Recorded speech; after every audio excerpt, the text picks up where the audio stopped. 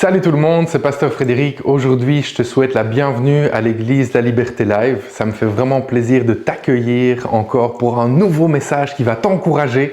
On poursuit notre série de messages intitulée Stabilité. Et je crois que tu seras d'accord avec moi pour dire qu'on vit dans un monde où malheureusement, on a quand même l'impression que la méchanceté, c'est un peu la norme.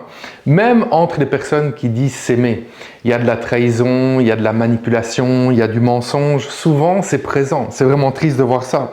Dans nos relations, c'est souvent compliqué. Et il faut avouer que les relations sont souvent, malheureusement, décevantes. Tu as des gens qui vont dire être tes amis. Et puis, ils retournent leur veste et en un coup, tu te rends compte qu'ils se transforment en ennemis. D'ailleurs, il y a un proverbe qui dit qu'un ami qui devient un ennemi n'a jamais vraiment été un ami. Il y a aussi malheureusement des promesses de fidélité que certains vont briser. Ils vont briser ça dès qu'ils voient que leur intérêt personnel est plus grand. Leur intérêt personnel va passer avant. On vit malheureusement dans une société où l'intérêt personnel prime quasiment toujours sur les relations sincères. Malheureusement, on le constate souvent. L'intérêt personnel prime souvent sur les relations sincères. Que ça soit entre les individus, mais que ça soit bien sûr aussi entre les nations. Et on constate que trop souvent, les relations humaines ont pour fondation l'égoïsme, l'opportunisme et la manipulation. C'est pas très joyeux ce que je te dis là, mais c'est la réalité malheureusement. Et tu sais, quand on entend tout ça, on se dit mais c'est comme s'il manquait quelque chose dans ce monde. On parle de manipulation, on parle de méchanceté, on parle du mal en fait qui est manifesté sur cette terre. C'est comme s'il manquait quelque chose, il y a une saveur qui manque, il y a quelque chose qui manque à ce monde. Et cette chose, tu sais ce que c'est? Cette chose, c'est la bonté. Ce monde manque cruellement de bonté. On a besoin de plus de bonté manifestée dans ce monde. On veut voir la bonté authentique se manifester dans ce monde. Et Jésus, c'est quelque chose qu'il savait très bien. C'est pour ça que dans Luc 6, 36, dans la Bible, Jésus dit « Soyez pleins de bonté, comme votre Père est plein de bonté. » Jésus avait mis le doigt dessus, Jésus avait tout compris. Il est venu, il a dit « Soyez pleins de bonté, comme votre Père est plein de bonté. » Il avait compris qu'il y avait un problème. Et il savait quelle était la solution à toute cette méchanceté qui est manifestée dans ce monde. C'était de manifester la bonté. D'ailleurs, je dois te dire quelque chose aujourd'hui. Tu ne peux pas être chrétien, tu ne peux pas te prétendre chrétien et manifester de la méchanceté, manifester une absence de bonté, comme les gens qui n'ont pas Jésus manifestent. Ça ne marche juste pas. C'est un non-sens total. Il faut qu'on arrête. Si on est à ce stade-là, il y a des questions à se poser. Si on manifeste la méchanceté comme les gens qui n'ont pas Jésus, mais la question à se poser, c'est avons-nous vraiment accepté Jésus? Est-ce que vraiment on a remis le contrôle de notre vie à Jésus? Ou est-ce qu'on se prétend juste chrétien, mais c'est plus culturel qu'autre chose? La question mérite d'être posée. Sache que si tu as pris cette décision un jour de remettre le contrôle de ta vie à Jésus-Christ, de placer toute ta confiance en lui, tu as été renouvelé, tu as été transformé et tu as été appelé par Jésus lui-même à manifester sa bonté. Alors, ne laisse pas, s'il te plaît, ne laisse pas ce monde méchant te faire devenir méchant. Ne laisse pas ce monde méchant te faire devenir méchant. Aujourd'hui, on se pose une question super importante. Comment être stable dans la bonté quand tout nous incite à la méchanceté? Comment être stable dans la bonté quand tout nous incite à la méchanceté? On va d'abord regarder à l'étymologie, à la définition de ce mot, le mot du jour qui est la bonté. Le dictionnaire nous dit ceci: la bonté, c'est une disposition à être bienveillant, compatissant et généreux envers autrui sans attendre de retour. L'étymologie biblique, dans Luc 6, 36, Jésus dit « Soyez donc pleins de bonté, comme votre Père est plein de bonté. » Et le mot « bonté », dans le texte original de la Bible, c'est un mot grec. Le mot, c'est « oiktirmones ». Oiktirmones. Ça signifie quoi? Miséricordieux, compatissant, tendre dans son cœur. Ça, j'aime. Tendre dans son cœur. Être bon au sens biblique du terme, ça veut dire être miséricordieux. Ça veut dire être compatissant. Ça veut dire être tendre dans son cœur. La bonté biblique, tu comprends maintenant que ce n'est pas une simple gentillesse, mais c'est un amour réel qui se traduit en actes. Alors maintenant, on a parlé de Luc 6, je vais donner un peu de contexte par rapport à ce passage. Comme ça, tu vas bien saisir la profondeur de tout ce que Jésus a voulu dire. Luc 6, ça se situe dans ce qui est appelé le sermon sur la plaine. Et là, en fait, Jésus, c'est un sermon dans lequel il vient enseigner toute une série de choses qui sont, mais complètement à l'opposé de ce qui est manifesté dans ce monde. Il parle d'aimer nos ennemis. Sérieux. Si tu entends ça, aimer nos ennemis. Quand il a parlé de ça à l'époque, et toujours aujourd'hui, on ne comprend pas. Pourquoi? Parce que ce ne sont pas des valeurs de ce monde, ça. Ce sont des valeurs du royaume de Dieu. Et Jésus vient briser toutes les valeurs de ce monde en venant proposer, en venant expliquer, en venant enseigner quelles sont les valeurs du royaume de Dieu. Et c'est là qu'il parle d'amour des ennemis. C'est là qu'il parle de la générosité désintéressée. C'est là qu'il parle aussi du pardon. Et il fait vraiment ressortir toutes les grandes différences entre les valeurs de ce monde et les valeurs du royaume de Dieu.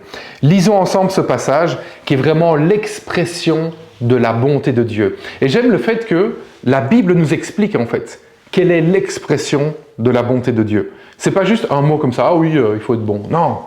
Là, on a l'explication claire de ce qu'est réellement, c'est le mode d'emploi de la bonté de Dieu. Et je peux déjà te dire que ça va te challenger, ça va te défier aujourd'hui. Quand tu vas entendre ça, il y a des choses, ça va peut-être pas te faire plaisir. Il y a des choses, tu te dis, ah ben je pourrais jamais faire ça. Mais oui, tu vas pouvoir le faire. Parce que tu ne veux pas mener une existence sur cette terre, axée, basée, et où tu vas manifester juste les choses de ce monde. C'est pas ça que tu veux manifester le royaume de Dieu sur cette terre. Lisons ensemble. Luc 6, versets 27 à 36. Mais je vous le dis, Jésus parle ici, à vous qui m'écoutez, aimez vos ennemis. Bam!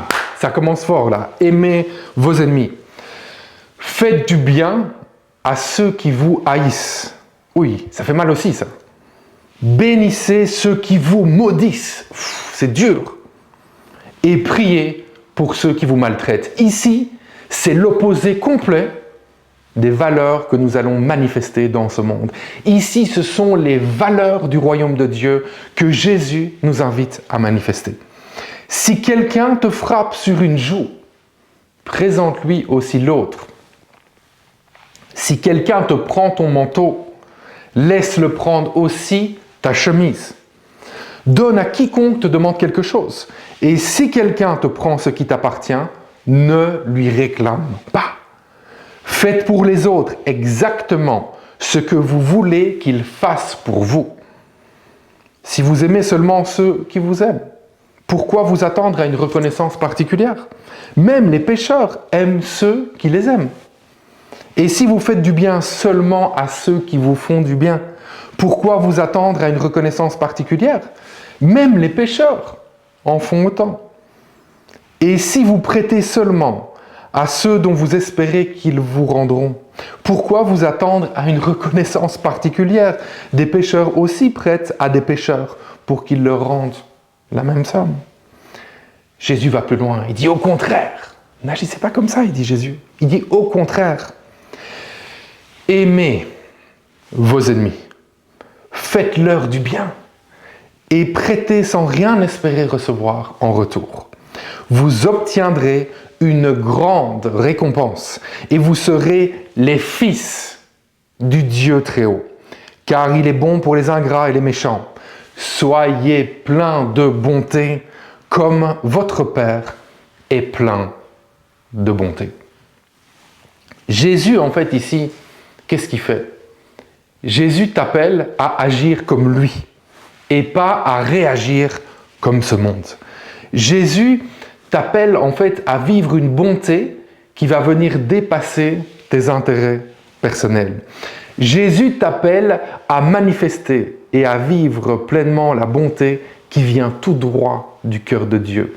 Pas une bonté qui passe d'abord par ton cerveau, par ta perception de ce monde, par les comportements appris, par ce que ce monde va dire qu'il faut faire ou pas faire. Ce n'est pas une bonté qui passe par ton analyse pour voir comment tu vas réagir. C'est une bonté qui vient directement du cœur de Dieu que tu manifestes sans poser de questions. Tu es cet outil entre les mains de Dieu et tu manifestes la bonté. Aujourd'hui, on va voir 3 principes qui vont t'aider à manifester une bonté stable dans un monde où tout t'incite à être méchant. On va voir ensemble 3 principes qui vont t'aider à manifester une bonté stable dans un monde où tout te pousse à être méchant. Et ces 3 principes qui vont être basés sur le passage biblique du jour que nous venons de lire ensemble. Premièrement, si tu prends des notes, note vraiment ça, c'est important, tu vas relire après. Premièrement, la bonté est une décision, pas une émotion. La bonté est une décision, pas une émotion. Jésus dit « Aimez vos ennemis, faites du bien à ceux qui vous haïssent. » Donc tu comprends ici que la bonté, elle n'est pas conditionnelle en fait. C'est une conséquence de notre foi en Jésus-Christ. Parce que le problème, c'est que nous, d'habitude, ce qu'on fait toujours, c'est qu'on associe la manifestation de notre bonté au mérite de l'autre. Tu as remarqué ça? C'est toujours comme ça. On va voir si l'autre mérite qu'on soit bon envers lui. Si cette personne-là le mérite, alors je vais être bon envers elle. On est souvent comme ça, il faut le reconnaître. Mais par contre ici, et c'est pour ça que c'est important de lire la parole de Dieu, c'est pour ça d'être enseigné dans la parole de Dieu. C'est pour ça qu'il faut regarder aussi dans la Bible aux versets qui nous arrangent un peu moins. Les versets où on n'est peut-être pas super d'accord a priori, mais une fois que tu vas comprendre ça, tu vas voir que tu vas aussi vouloir manifester la bonté. Parce que c'est facile d'aller chercher les versets qui disent qu'on va être béni, que tout va aller, que Dieu est avec nous, qu'on va être victorieux en Jésus-Christ. C'est vrai, toutes ces choses. Mais il ne faut pas oublier que la Bible, ce n'est pas juste une histoire de bénédictions qui nous font plaisir et qui réjouissent notre chair. C'est aussi une histoire de bénédictions profondes alors qu'on décide de combattre notre chair, de combattre ce qui nous fait plaisir. Et à ce moment-là, on rentre dans une autre dimension encore de profondeur spirituelle et c'est ce que je souhaite vraiment pour ta vie. Tu sais, quand Jésus parle comme ça, qui vient dire « Aimez vos ennemis, faites du bien » à ceux qui vous haïssent. Quand il parle comme ça, il vient en fait de façon imagée, il vient nous dire comment faire pour éteindre le feu de l'enfer dans les situations compliquées qu'on peut vivre.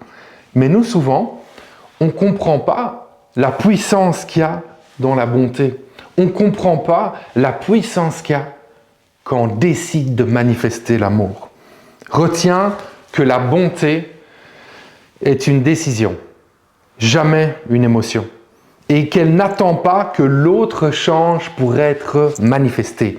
Et Jésus d'ailleurs, c'est vraiment le parfait exemple.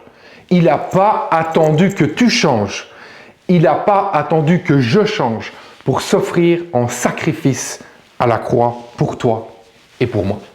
La Bible dit dans Romains 5,8, « Mais Dieu nous a prouvé à quel point il nous aime. » Il y a une preuve.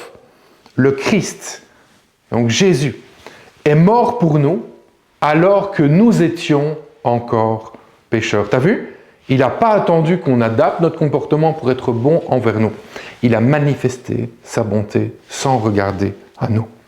Par son sacrifice à la croix, par sa bonté envers toi, Jésus te donne la possibilité, si tu places toute ta confiance en lui, de recevoir le pardon de tous tes péchés et de recevoir l'accès à la vie éternelle. Alors que tu comprends que la bonté est une décision et pas une émotion. Moi, je te lance un défi. Je veux te lancer un défi. Quelle est la personne?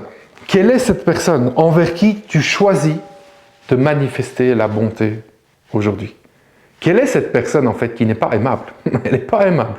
Ça, c'est sûr, elle n'est pas aimable. Mais quelle est la personne qui n'est pas aimable envers qui tu vas manifester un acte aimable? Quelle est cette personne-là? Fais-le. Fais-le. Fais-le. Tu vois là maintenant, tu as en tête cette personne qui n'est pas aimable, mais envers laquelle tu vas manifester un acte aimable. Fais-le et tu viendras témoigner de ce que Dieu aura fait au travers cet acte de bonté. Il va agir alors que tu vas le faire, je le crois, et je le déclare maintenant sur ta vie dans le nom de Jésus-Christ.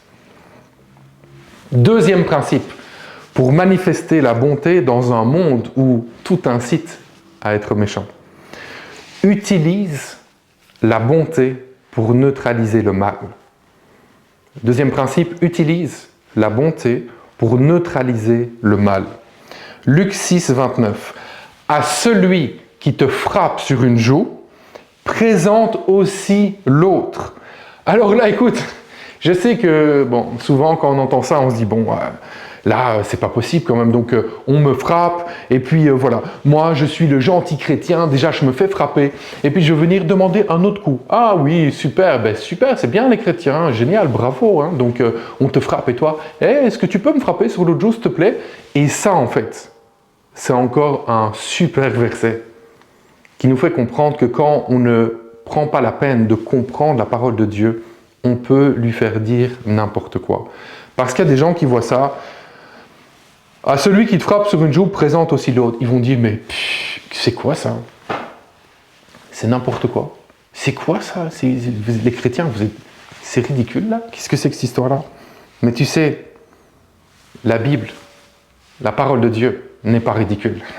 La parole de Dieu, elle est puissante, elle est forte, mais il faut prendre le temps de l'étudier. Il faut prendre le temps de la comprendre. Parce que la réalité derrière ce verset, c'est beaucoup plus fort que ce que tu peux penser juste quand tu l'entends comme ça. C'est très subtil. Je t'explique. Il faut savoir qu'à l'époque de Jésus, donc frapper quelqu'un sur la joue droite, en fait c'était quelque chose qui était fait avec le revers. Donc le revers, c'est la partie ici de la main droite. Okay? Donc c'était une façon de dominer la personne. Le coup était donné comme ça.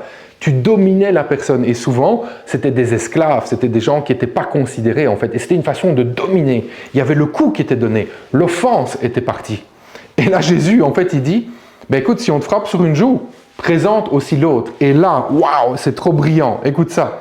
En fait, si la personne, elle se fait frapper, okay, elle se prend la gifle du revers de la main, okay, sur sa joue, qu'est-ce qui se passe? Eh bien, on dit, tends l'autre joue. Il y a l'autre joue qui est tendue. Et à ce moment-là, qu'est-ce qui se passe? Et c'est là que c'est super intéressant. En fait, comme l'autre joue est tendue, l'agresseur, qu'est-ce qu'il a le choix de faire? Il n'a pas beaucoup d'options. Soit ce qu'il va faire, c'est qu'il va utiliser sa main gauche pour donner l'autre coup. Et là, culturellement, c'est inadmissible parce que tu ne peux pas utiliser ta main gauche. Ça serait complètement contraire aux traditions et ça serait un déshonneur, ça serait en fait la honte. Donc, en tendant l'autre joue, tu confrontes la personne à une décision. Est-ce que je vais me taper la honte? Est-ce que je vais aller totalement à l'encontre de ce que ma culture accepte? Ça, c'est la première possibilité. Mais l'autre possibilité, c'est que la personne, elle n'utilise pas sa main gauche, mais la main droite. Mais comme c'est sur l'autre joue, ça serait plus avec le revers de la main, ça serait avec la paume de la main. Et il faut savoir qu'à l'époque, utiliser la paume de la main, eh bien, si la personne venait même à l'utiliser, ça serait un signe de respect, un signe même d'égalité vis-à-vis de la personne. Et là, ça vient complètement bouleverser l'ordre établi du moment alors que Jésus prononce ces paroles. Parce que ce que Jésus enseigne ici, c'est que ce n'est pas une question de vouloir se faire frapper. Ce n'est pas d'être faible, ce n'est pas ça que Jésus enseigne. C'est de manifester la puissance du royaume de Dieu par la bonté. Jésus nous enseigne ceci, face à la méchanceté, face aux agressions, face au mal, c'est la résistance non violente qui vient complètement désarmer l'agresseur. Il nous encourage à combattre le mal par la dignité et l'intelligence plutôt que par la vengeance. Et l'apôtre Paul confirme cet enseignement dans Romains 12, versets 17 à 21. Il dit Ne rendez à personne le mal pour le mal. Tu as vu ça? C'est exactement la même chose. Tu ne rends pas le mal pour le mal. Efforcez-vous de faire le bien devant tous les hommes. S'il est possible, et dans la mesure où cela dépend de vous, vivez en paix avec tous les hommes. Mes chers amis, ne vous vengez pas vous-même, mais laissez agir la colère de Dieu. En fait, ce que tu dois comprendre, c'est qu'en faisant le bien, en prenant la décision que tu ne vas pas te venger toi-même, en prenant la décision que réellement tu manifestes la bonté de Dieu, à ce moment-là, tu déclenches l'intervention de Dieu pour régler ton conflit. Car l'Écriture déclare, et je continue, « C'est moi qui tirerai vengeance, c'est moi qui paierai de retour, dit le Seigneur. Et aussi, si ton ennemi a faim, donne-lui à manger. S'il a soif, donne-lui à boire. Car en agissant ainsi, ça sera comme si tu amassais des charbons ardents sur sa tête. Encore là, en étant bon envers ton ennemi, tu n'es pas faible. Ce qui se passe, c'est qu'en étant bon envers ton ennemi, tu manifestes et tu t'assures de l'intervention de Dieu. Tu peux être sûr qu'à ce moment-là, Dieu intervient et te fait justice. Verset 21, ne te laisse pas vaincre par le mal. Sois au contraire vainqueur du mal par le bien. Jésus-Christ et l'apôtre Paul nous enseignent tous les deux que la seule façon de triompher du mal, c'est de faire le bien. Et c'est logique, regarde, juste, c'est hyper logique. Si une pièce est dans le noir, comment tu vas faire pour faire disparaître les ténèbres? Tu vas faire comment? Tu vas amener d'autres ténèbres. Imagine, la pièce, elle est toute noire, et tu dis, moi, je vais amener le noir, alors que la pièce est déjà noire, et je vais faire disparaître ces ténèbres. Mais tu peux essayer longtemps. Il ne va rien se passer, absolument rien. C'est uniquement possible de chasser les ténèbres en allumant la lumière. S'il fait noir dans une pièce, la seule façon qu'il fasse clair, c'est d'allumer la lumière. Et Jésus, il a mis d'ailleurs cet enseignement en pratique. Il n'a pas juste dit « Ah oui, voilà, il faut manifester la bonté, vous allez voir ». Non, lui-même, il a mis ça en pratique lorsqu'il est allé jusqu'à la croix. Une fois cloué à la croix, Satan pensait qu'il avait gagné. Jésus était sur la croix. Satan se disait « C'est bon, là, j'ai gagné ». Jésus, lui, il aurait pu se sauver de la croix. Il aurait pu partir, mais il a décidé de manifester la bonté. Il a décidé de rester sur la croix, d'offrir sa vie en sacrifice sans aucune haine. Et c'est sa bonté, réfléchis à ça, c'est sa bonté qui a neutralisé le mal. C'est sa bonté qui est venue retourner l'arme contre Satan. La croix, qui devait être la défaite finale de Jésus-Christ, s'est transformée en coup fatal pour Satan, qui a brisé son pouvoir pour toujours. Alors toi aussi, utilise cette arme, elle est puissante, elle est bien plus puissante que la violence, elle est bien plus puissante que la vengeance. Utilise-la et ne passe pas à côté de ça. Moi, je me souviens, il y a un moment où je travaillais dans une compagnie et à ce moment-là, je vais faire vraiment le résumé, j'avais un boss qui disait « Ouais, il n'était pas super sympa. » c'est le moins qu'on puisse dire. Et j'aurais pu décider d'être aigri, fâché, de me venger, de dire « Il va payer ». Mais un jour, alors que j'étais directeur en développement d'affaires, je suis rentré dans le bureau et c'était hyper sale. Mais qu'est-ce que j'ai fait? J'ai décidé de nettoyer. Et on parle de toilettes ici, c'était des toilettes qui étaient extrêmement sales. J'ai décidé de les nettoyer parce qu'en fait, j'ai décidé de manifester la bonté. Je me suis dit, en fait, c'est quoi le plus grand témoignage en tant qu'enfant de Dieu? Est-ce que c'est de faire des battles? Est-ce que c'est commencer à dire « Ah, il va le payer, je vais me venger » ou est-ce que c'est de manifester la bonté? Et ce qui s'est passé, c'est qu'en manifestant la bonté, j'ai neutralisé littéralement le mal parce que j'ai décidé d'aligner mon comportement avec ce que Dieu voulait que je fasse plutôt qu'avec ce que ma chair voulait faire. Et suite à ça, ça a créé un grand questionnement chez cette personne. Et elle a vu que j'étais un disciple de Jésus. Et elle a vu qu'il y avait quelque chose de différent. Et elle a vu qu'en tant que disciple de Jésus, nous vivons différemment. Nous manifestons autre chose. Et elle a vu aussi une faveur extraordinaire sur tout ce que je touchais à ce moment-là, au niveau de l'entreprise. C'est un grand témoignage. Et toute la gloire revient à Dieu. Mais toi aussi, commence à manifester ça. Commence à neutraliser le mal par ta bonté. Change de voie, en fait. Si tu es plus dans la vengeance, la violence, ouais, il va voir, change de voie. Et tu verras comment Dieu va agir. Troisième principe, pour manifester la bonté dans un monde où tout incite à être méchant. La bonté est une vie en mission qui prouve ton lien de filiation avec Dieu. La bonté est une vie en mission qui prouve ton lien de filiation avec Dieu. Luc 6,38 dit « Donnez et il vous sera donné », a dit Jésus. Être bon, manifester l'amour dans un monde qui est méchant, ce n'est pas quelque chose qu'on fait de temps en temps. C'est un style de vie qui est permanent. Décider de manifester la bonté de Dieu partout là où tu passes, que ce soit à la maison, au travail, à l'université, dans ton quartier, avec les amis, à l'église.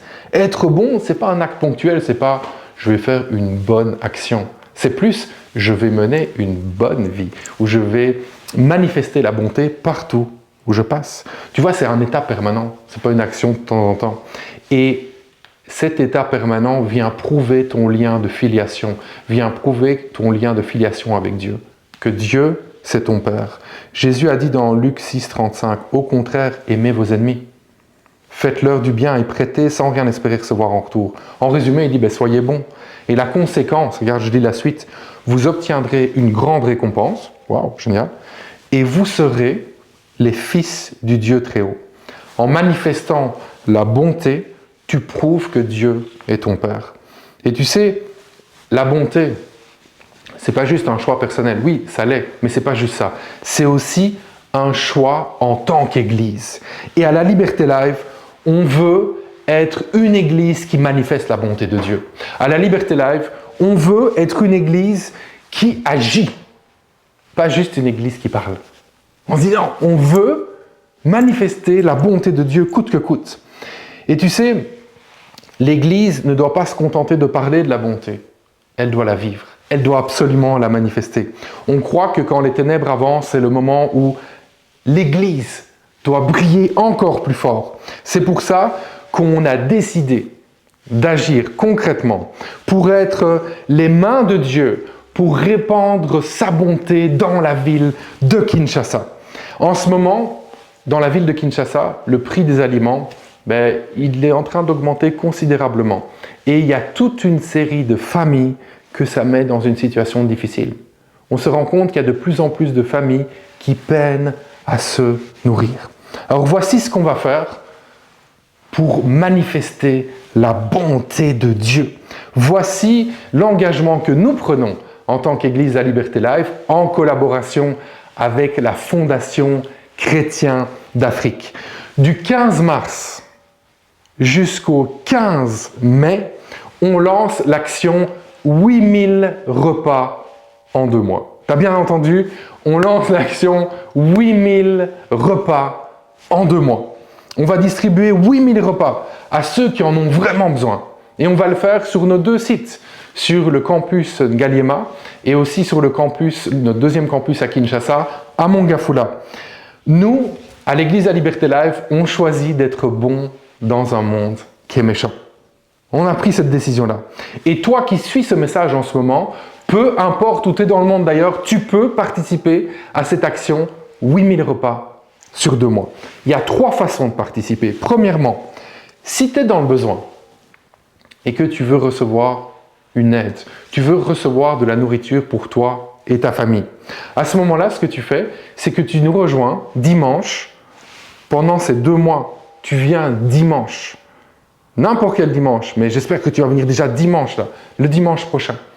Tu viens donner ton nom à l'espace info sur le campus Kinshasa Ngaliema. On est situé au numéro 8, avenue 18 Parcelles, Ngaliema, ma campagne, référence Palais de Marbre, et tu viens à 9h. Tu viens t'inscrire. Si toi, tu entends ce message et tu es déjà sur le campus Ngaliema, tu peux aller à l'espace info à la fin du culte et tu vas donner ton nom. Si peut-être tu connais une famille qui est à Kinshasa et tu sais que pour l'instant, c'est vraiment difficile. Tu sais que c'est lourd.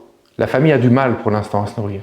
Eh bien, tu dis venez dimanche prochain vous inscrire à la table info de l'espace La Liberté Live. Venez à 9h, vous allez pouvoir vous inscrire. Et nous allons, la semaine d'après, préparer un paquet pour vous et nous allons pouvoir vous bénir avec des aliments. Ça, c'est la première façon de participer à l'action, c'est d'en être directement bénéficiaire. La deuxième façon, c'est d'être un acteur sur le terrain. Tu peux rejoindre notre équipe de bénévoles qui va se battre pour constituer ces repas. Il y a des repas qui vont être préparés, mais il y a aussi des paquets qui vont être préparés. Donc, tu peux rejoindre cette équipe aussi. Si tu dis, moi, je veux servir dans cette équipe, je veux constituer les paquets, je veux pouvoir participer aux distributions. Eh bien, tu peux le faire aussi. Tu viens t'inscrire aussi à la table info sur le campus Ngaliema et tu vas pouvoir faire partie de cette équipe. Tu vas pouvoir faire partie de cette équipe qui est le bras tendu de Dieu, ce bras de bonté manifesté dans la ville de Kinshasa. Troisième façon de t'impliquer, tu peux contribuer financièrement. Tu peux faire un don si tu es déjà sur le campus Ngaliema. Sur l'enveloppe, tu écris « Action 8000 repas ». Tu peux faire ça. Et si tu es ailleurs dans le monde, tu peux aller sur le site web de l'église www.laliberté.live. Tu vas voir en haut à droite, il y a un bouton rouge, il est écrit « Donner » et tu vas pouvoir faire ton don par PayPal. Donc aujourd'hui, on a vu 3 principes pour t'aider à manifester une bonté stable dans un monde où, malheureusement, tout incite à être méchant. On a vu premièrement que la bonté est une décision, pas une émotion. On a vu aussi que tu pouvais utiliser la bonté pour neutraliser le mal. Et on a vu que la bonté est un mode de vie qui prouve ton lien de filiation avec Dieu. Alors aujourd'hui, j'aimerais que tu puisses prendre une décision. J'aimerais que tu prennes une décision. Que tu puisses, là où tu es en ce moment, prendre une décision forte, de manifester la bonté de Dieu et de dire là où tu es, Seigneur Jésus-Christ, je décide d'être le reflet de ta bonté dans ce monde. Tu le dis, Seigneur Jésus-Christ, je décide d'être le reflet de ta bonté dans ce monde. Je décide d'aligner mon style de vie sur ta bonté. Tu le dis, je décide d'aligner mon style de vie sur ta bonté. Et je crois, tu peux le dire, et je crois que cette décision va provoquer le meilleur dans ma vie et dans la vie de toutes les personnes qui sont autour de moi. Prends cette décision, vis à contre-courant, vis à fond pour Jésus, mets sa parole en pratique et tu vas voir ce que Dieu va faire avec toi.